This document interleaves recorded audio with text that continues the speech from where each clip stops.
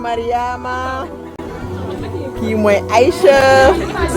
Yacine non dama am benn mémoire nag kii kenn du ko présenté macha allah non amul problème mag yi nu mu tudd sax moom may mun a ana non yow présenté sa doom ji voilà Aïssata mi ngi nii Khadija mi ngi nii Aminata ma nga ne wuyu leen waa suuf kan moo nekk fii macha allah ñoom day Astou Diop yéen gis ngeen. Je m'appelle Aïda, je fais partie de la 8e saison 5D. Je m'appelle Mané, je fais partie de la 8e saison. Moi c'est Yacine, je fais partie de la 8e saison. Bonsoir, moi c'est Aïcha de la 8e saison. Moi c'est Alice, c'est ma 2e saison de formation Saint-Fouet. Mariama, Lo, 3e saison. Je m'appelle Mariam et c'est ma 3e saison. Je m'appelle Khadija Soudiaye, c'est ma 8e saison. Aide Diane, je fais partie de la 8e saison 5D. Avec Traoré, je fais partie de la 8e section. Je suis Khadija Cissé, élève de la 8e section. C'est ma première saison. Je m'appelle Léassou, je fais partie de la 5e saison. Je m'appelle Aminata, je fais partie de la 8e saison de la 5e D. Je 8e saison, 5D. Je m'appelle Lila, je fais partie de la saison 7 et 8. C'est Mélina, ma 4e saison. Maguette Ngom, c'est ma 2e saison. Je m'appelle Yann, c'est ma 4e saison. Je suis Rokhaya, je fais partie de la 8e saison. Hi, I'm Salama Tade. I'm the coach daughter and I didn't do any season. Nila et Mima, nous sommes les assistantes de coach.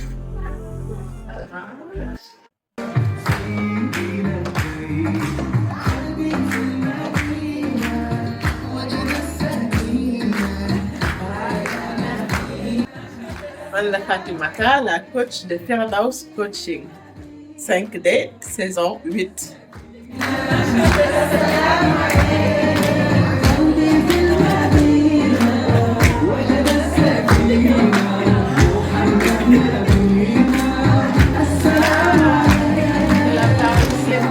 De la session. Voilà.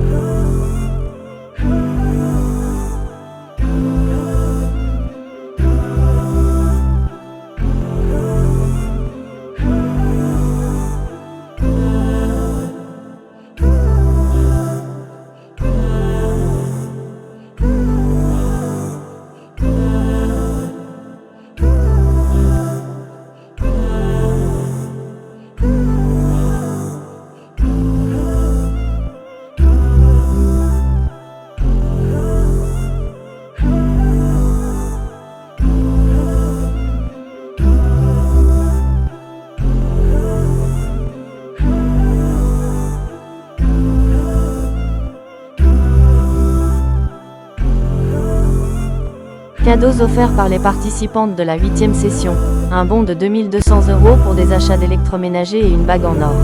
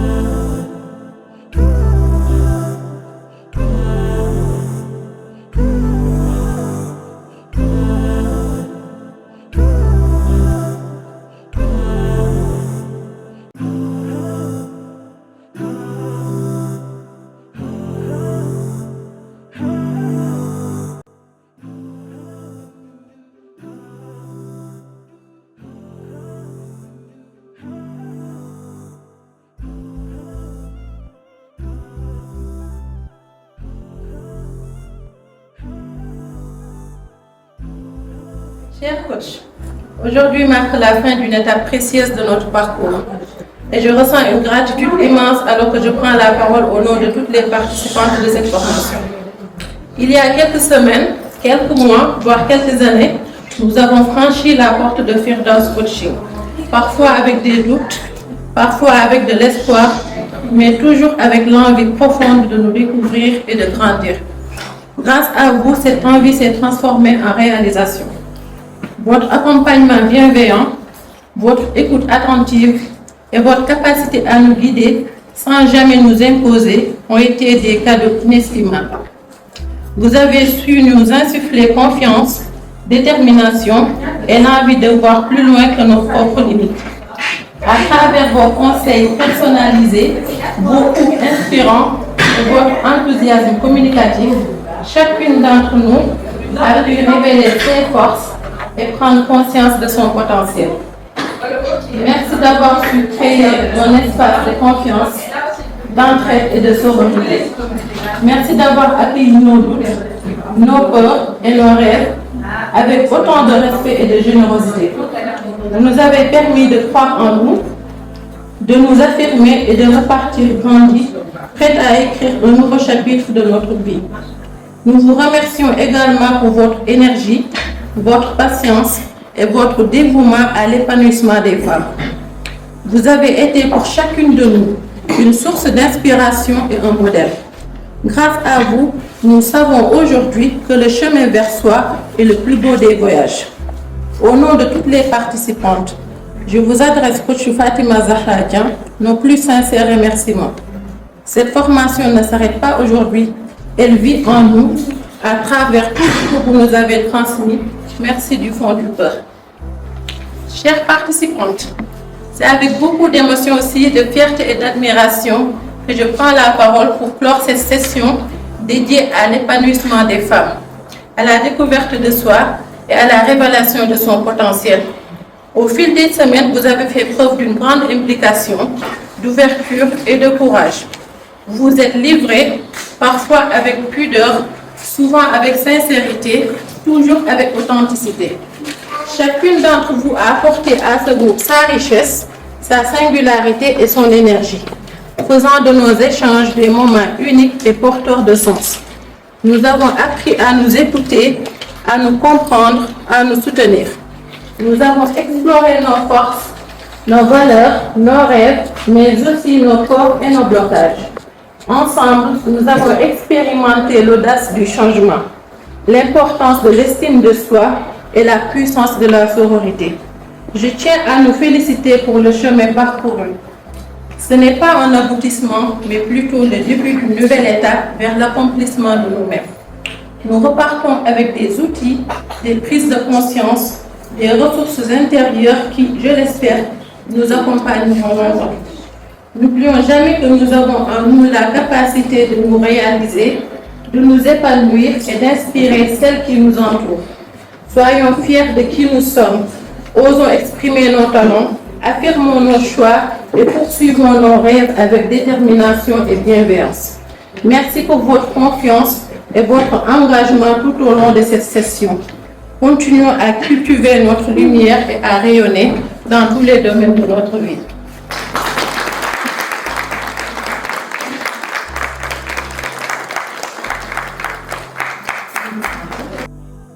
bismillah auzu billahi mina sheytaani rajim maa ngi leen di wax asalaamaaleykum wa rahmatullah di wax allahumma salli ala muhammadin wa ala alihi wa sahbihi. tey dama leen di nuyu di leen ziyaare di leen jaajëfal kenn ku nekk si yéen ndaxte bés bi yombul woon ñu amal ko ndax bu ñu fàttali ko 4 mois ci ginnaaw bëri woon na ay attentes yoo xam ni amoon ngeen ko ci formation bi. formation 5D nag ku ko déggul di nga laajte lan mooy 5D. 5D programme la boo xamante ni dafa jóg ngir taxaw képp kuy jigéen képp kuy jullit képp koo xamante ni da nga bëgg a améliorer sa bopp. développement personnel mooy sukkaliku personnel sukkali sa bopp. tey nag 5D offrir leen en tant que femme musulmane li nga xam ne mooy coaching holistique. coaching holistique nag mën nañ ko dégg ci dimension yu bëri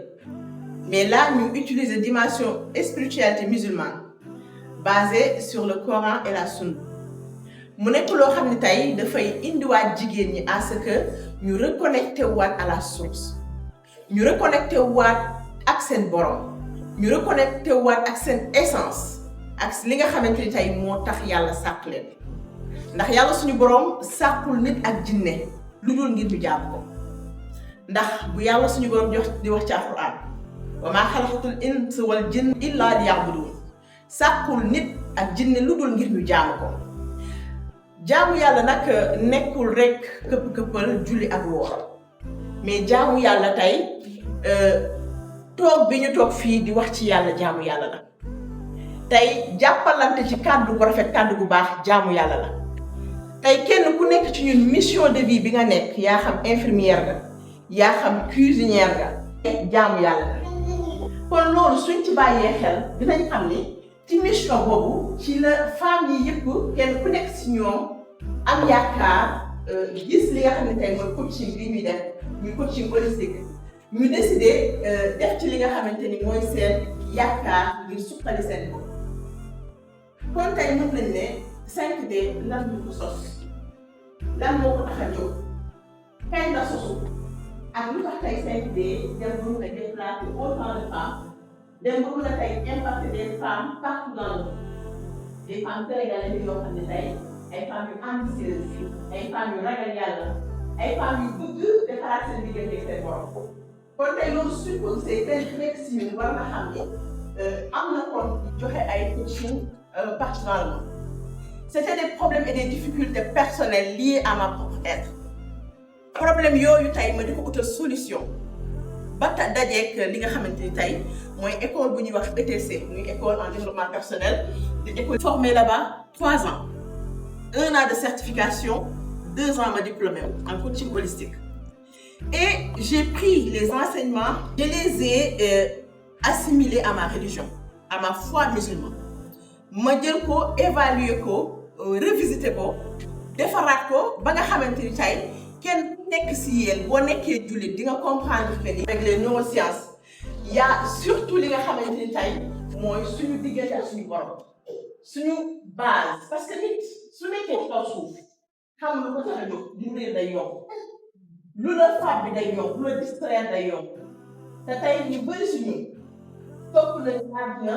jusqu'à ce que mënatuñu xam seen but essentiel ci kaw suuf lan moo ko waral kon tey su ñu xoolee loolu tey dinañ gis ni kenn ku nekk questionnement ak mal-être tey moo la pousse à ce que nga gis basé wu ci li nga xam ne tey mooy d'autres séances mais boole wu ci li nga xam mooy suñu foi tey di nga gis jullit def plusieurs formations mais mu ne ma sama problème personnel sama problème principal c'est ma foi ma spiritualité parce que je veux grandir ndax xam naa ne j'ai des problèmes et tout ce que j'entends si réseau yi ak ci yeneen nit ñi doyuma parce que agencé wul ak sama gëm-gëm wala ak nit bi ma bëgg a doon tey en tant qu'une femme sénégalaise j'ai vécu en Italie presque 20 ans de base je suis éducatrice de formation par les ados et que yàgg di yar nit ñi jàngal na ma aussi ma yar sama bopp parce que difficulté yi ngay gis ci kenn ku nekk ci nit ñi miroir la boo xam ne da ngay jàkkaarloo moom tey miroir boobu am na yoo ciy gis yow sa jëm boo xam nga ne en tant que jullit li ngay woo nit ki yow yaa ci jiitu kon loolu suñ ci bàyyee xel dinañ xam ne tey lépp loo xam ne ñu ngi koy digle ñun ñoo ci war a jiitu et que ñu war a xam ne tey en tant que des femmes 5D à travers tey li nga xam ne mooy cheminement bu guddi bi ma def pour liggéey sama bopp je me suis dit avec les 4 copines dont ay yow mi ci la bokk ñuy waxtaan et que ma xamal leen que ni depuis des années maa ngi yor ay groupe WhatsApp maa ngi accompagner jigéen ñi ci lépp lu nga xamante ni tey mooy seen diine et tout mais diine rek dafa doy lu tax diine kese doy parce que compréhension bi ngay am ci diine ji mooy tax nga am conflit ak sa spiritualité wala nga am problème ak sa spiritualité et que femme musulmane yi dañu am conflit ak seen religion conflit intérieur par des interdits non fondés par des interprétations yoo xam ni malheureusement c'est juste culturel donc en tant que des Sénégalais suñu culture religion def ko religion boo xamante ni dafay nekk sur mesure religion sénégalaise donc coaching holistique dafa ñëw jubóole leen ak li nga xam mooy l'islam authentique l'islam bi nga xam ne tey moo taxoon si xaaba yi dugg àjjana l'islam boobu rek moo ñu mën a yóbbu àjjana te l'islam boobu tey bàyyiwul dara parce que tout ce qu'on étudie ci suñu 4 mois yi gis ngeen les preuves que ça soit muy hadith muy alquran yi nga xam ne dañuy confirmer déjà li ñu jàngoon si neurosciences yi si psychologie et xam nañ ni l'islam dafa bokk ci li nga xamante ni tey discipline yi nga xam ni dañ ciy former borom xam-xam yi mooy ilmu nafs muy borom xam-xamu xel ndax xel day feebar xel day fàttu xel day jàpp ay mbir ba nga xam ni mbir moom mën na dem tey ba lor la te gëm lu lay lor tey mën na la yàqal sa diine mën na la yàqal say relation être équilibré et aligné sur terre mooy tey nga nekk nit bi nga xam ne dangay dund sur terre comme kuy dund àjjana da Yonent bi sallallahu alayhi wasallam ne woon na ni jullit bi du ñam àjjana bi nekk ci kaw tànk ñam bi nekk ci kaw suuf kon àjjana bi nekk ci kaw suuf mooy tey nga aligné wu ak sa diine nga juboo ak sa borom ngir mën a juboo ak sa bopp juboo ak sa borom daf lay yóbbu nga mën a juboo ak sa bopp xam sa bopp ndax tey mënuñu wax confiance en soi soo xamul confiance en Allah tey bis bii lu ko indi confiance en Allah ndax bis bii saison yu bëri bëggoon nañ ko mais manque de confiance bi dafa desoon mais tey bi ngeen déterminé ngeen jàng ko sur les lois d'attraction ngeen jàng ni tey amul nit ki looy bëgg ci kaw suuf te yàlla suñu borom mënu ko parce que yàlla mooy may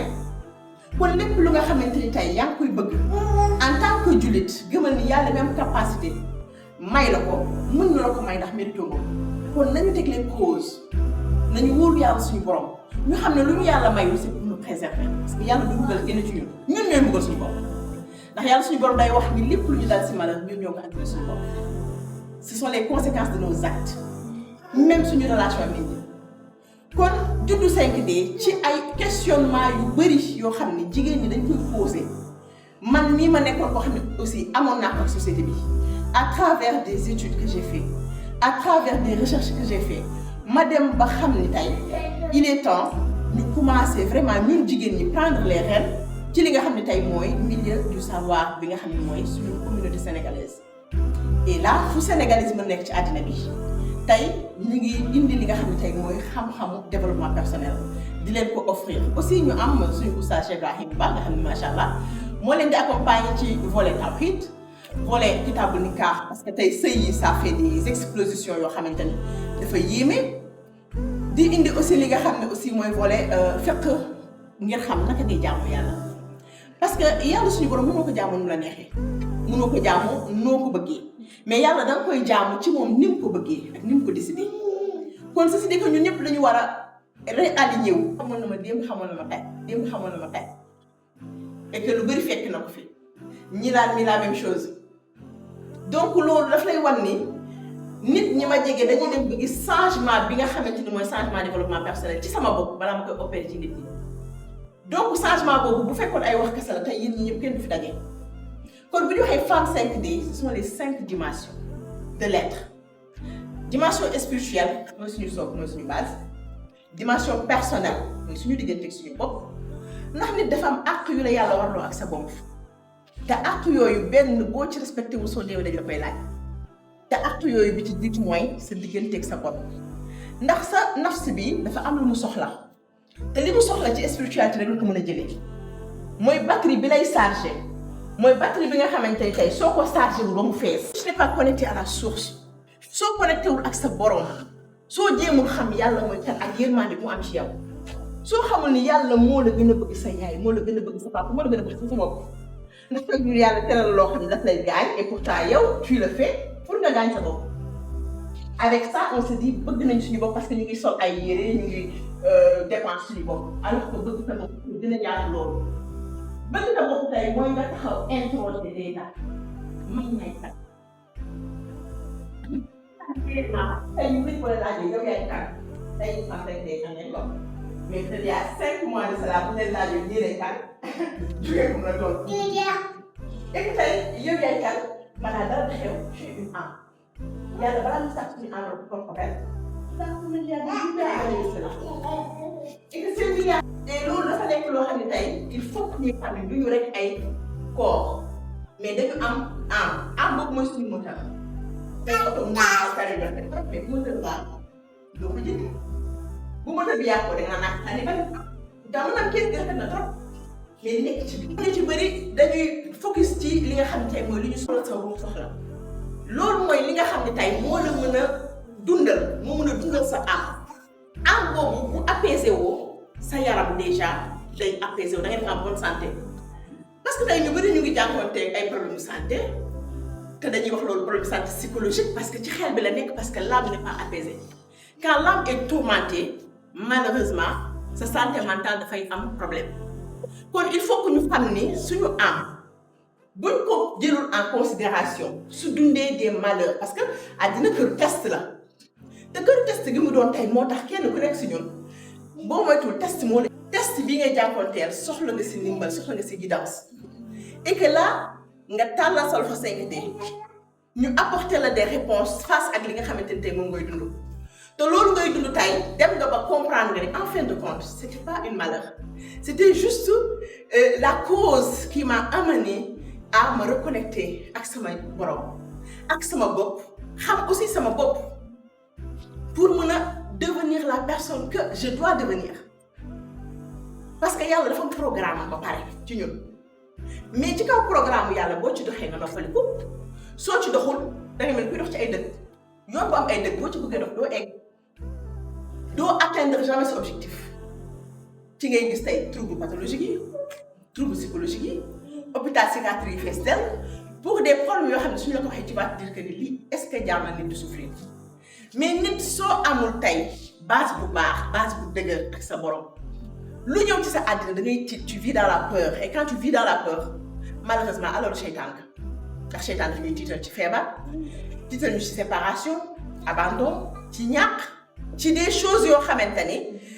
kenn ku nekk ci ñun mën na ko confronter surmonter ko parce que tey ci test yooyu ci ngay xamee réellement say limites ci ngay xam réellement que ni ndaxte des fois yàlla du ma ko laaj secours sax pourtant dafa may secourir ndax yàlla bu doon xaar ñu koy ñaan pour mu ñuy may ñun ñëpp ay pauvre la ñuy doon ndax ñu ci bëri ñun ñu ñaan yàlla bu doon xaar ci ñu wóolu ko pour mu ñuy wan boppam pour ñun ñëpp kenn du fi nekk kon femme 5D dimension spirituelle dimension personnelle dafa nekk ñaari dimension yoo xam ne su jagee yéen xam ngeen ni dimension yëpp dafay baax bu ñu jógee ci dimension spirituelle ñëw ci dimension personnelle dañuy jóge foofu ñëw ci dimension relationnelle. sa diggante ak sa waajur bu jàppul ñun ñu la indi ci àddina yar la ba nga màgg toll ni nga toll ba tey ñu mën la xool di la respecter naan diw doomu diw ñu bëri ci nit ñi dañoo am problème ak seen waajur. fokk ñu jéem a trouver li nga xam ne tey mooy le fond du problème am ñoo xam ne seen waajur def na leen loo xam ne duñ ko baal parce que ay xale lañu woon tey màgg nañu mais ba tey loolu ñu ngi koy fàttali ñu ngi impacté seen ay relation waajur su baaxee di nga mën a tey intégrer li nga xamante ni tey mooy sa relation sociale société bi sa profession ci la bokk sa spiritualité ci la bokk société bi sa lépp ci la bokk dimension sociale boobu tey moo ñu indi fii vivre en société ñu bëri ci ñun en tant que des émigrés dañ fi nekk naan oui je vis seule avec mon mari je suis bien man du ma génn du ma dem fenn Canada dañu bëri problème et pourtant ñun ay sénégalais lañ fooy génnee sa bopp ci biir Sénégal lu tax nga bëgg a taxer ñëpp ñu dañu am problème et que yow tu es parfaite quoi yow bu dee amoo problème tu dois savoir socialiser avec les autres du moment où tu t'isoles mooy yow mënoo socialiser ak nit ñi parce que tu as des problèmes parce que l'islam dafa privilégier la l'islam mbooloo mooy doole mbooloo mooy force sabab julli mbooloo yamul ak julli bi yow kase julli yow kase mënul bokk julli ñaar nit ñetti nit mënul bokk ak julli yow kase kon loolu da ngay gis ne saxaaba yi dañ ci sonnoon pour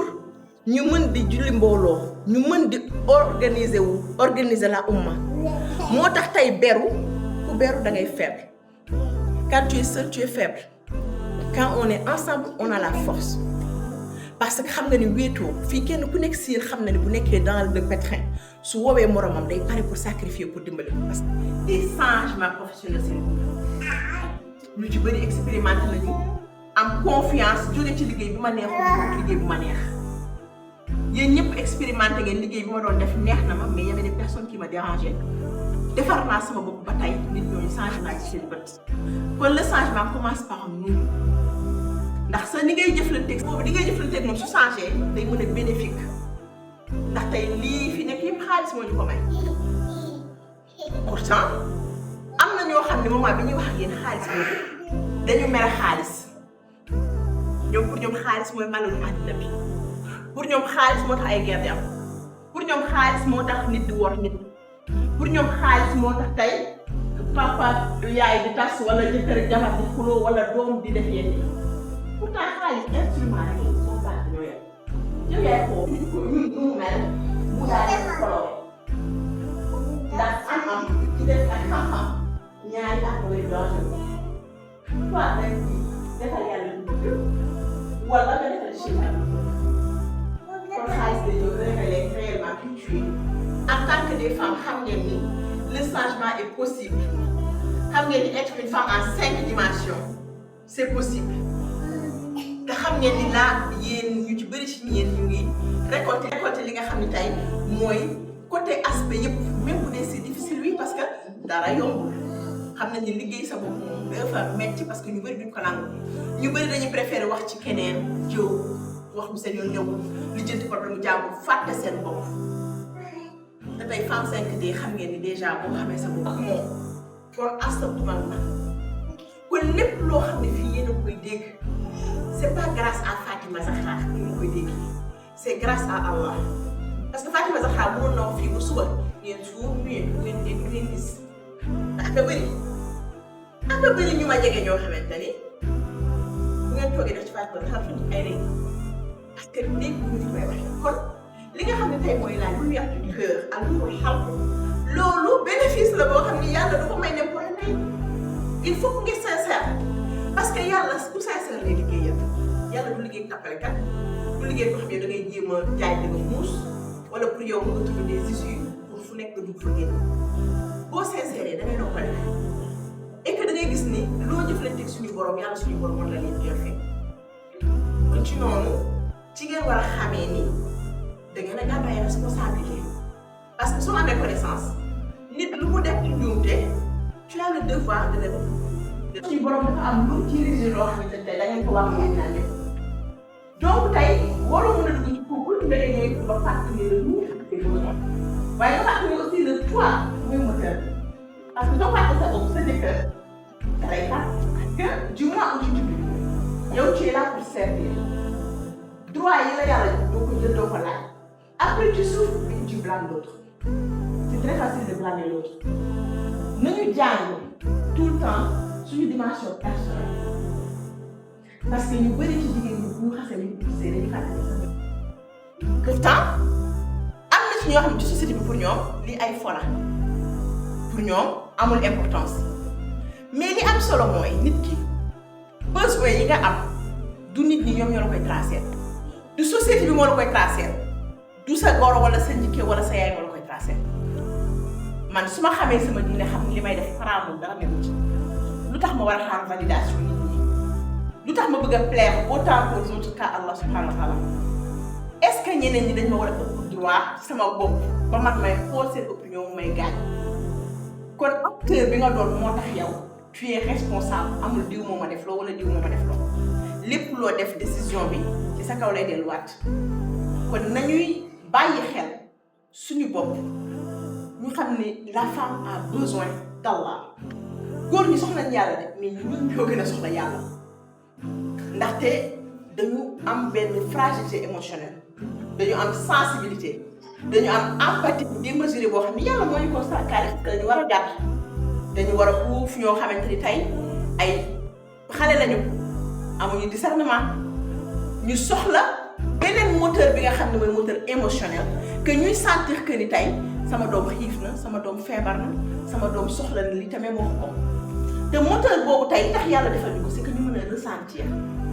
ñu xam ni doo yam ak sa jëkkër loolu yow li nga mën a gis moom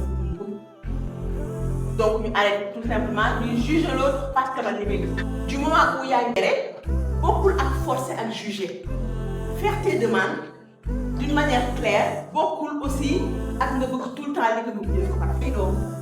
mooy lien bi nga xamante ne tey du dagg ku taawee nga sonn moom mu sonn su mettee nga sonn moom mu sonn tey sa doom bu tëwee ba nga génnee ko wala mu nekk ci lu neexul yàlla boo tuddee noonu wala nga ñëw si mën naa leen màgg kon loolu yàlla daf ci def mu nekk lien boo xamante ni dafa fort kon nañ ko defar nañ ko sàmm ñu xam ne nit ñu bëri bon ñu dañu réer ñuy offrir nit ñi récupération te bàyyi di sànni ak di dagg ñu xam ne l'islam bu nekk woon di récupérer comme jullit ñu bëri waaye yéen a day ñëw fekk ñu àgg ci sàngara ñu tuddoo leen ndax jikkoom ju rafet day ñëw fekk ñoo xamante ne en tant que femme cinq tey fi ñu toll peut-être jigéen ñu bëri bëggoon nañ nekk seen place gis ngeen tey place dañu doon jóg kon tey si démb nii yaakaar naa ne nekk pour la première fois en présentiel ne kenn ku nekk ci yéen dina am satisfaction totale ci programme bi ci règlement bi ci contenu yi c'est parce que y a des assistants qui sont là ñoo xamante ni tey am nañu organisation am nañu tey flexibilité am nañu tey baax boo xam ne kenn ku nekk ci yéen da ngeen leen di woo di leen laaj ay renseignements di leen sonal et que teewul xàddiwuñu teewul ñu taxaw ma d'une manière boo xamante ni da ngay xam ni en dehors de xaalis en dehors de lu mun a doon gëm yàlla ak bëgg liggéeyal l'islam bi nga xam ne moom la ñu sekk moo leen dëgëral donc dañuy kontaan di leen jaajëfal ndax tey man kese yëpp mënu moom rek si fii mais seen ndimbal ñoom assistante yi nga xam ne Awa Ndiaye ci la bokk ñi laan mi macha allah ku ci mel ne Aïssatou Gueye nekk fi tey normalement bëggoon na fi nekk macha allah Fatima Diouf mu ku ci mel ni Cheikh Ibrahim dañuy liggéey ak moom ku ci mel ni aussi Mouhamed macha allah Camara nga xam ne dañuy liggéey ak moom mooy lépp luy digital ci Firdaws Coaching kon ñu ngi leen di jaajëfal di leen gërëm di leen bëggee vraiment di kontaan kenn ku nekk si yéen ci li nga xamante ni tey mooy. Vraiment maa ngi fàttali si Awa Diallo liggéey liggéey voilà xel moom baaxul donc du coup vraiment dama leen di jaajëfal di kontaan ndax tey ku nekk yéen ñu jël nañu seen journée ñi bàyyi nañ seen famille ñu jóge nañ ci sori et que loolu yëpp lu ko waral di leen wax asalaamaaleykum wa rahmatulah di leen gën a fekkoon ñeneen ñi mënuñ ñëw aussi.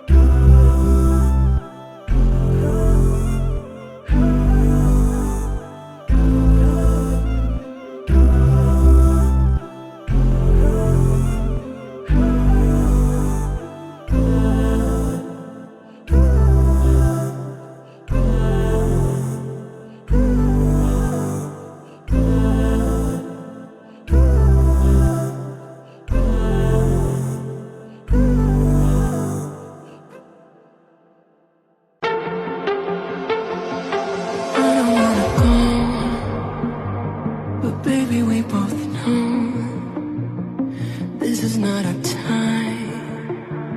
It's time to say goodbye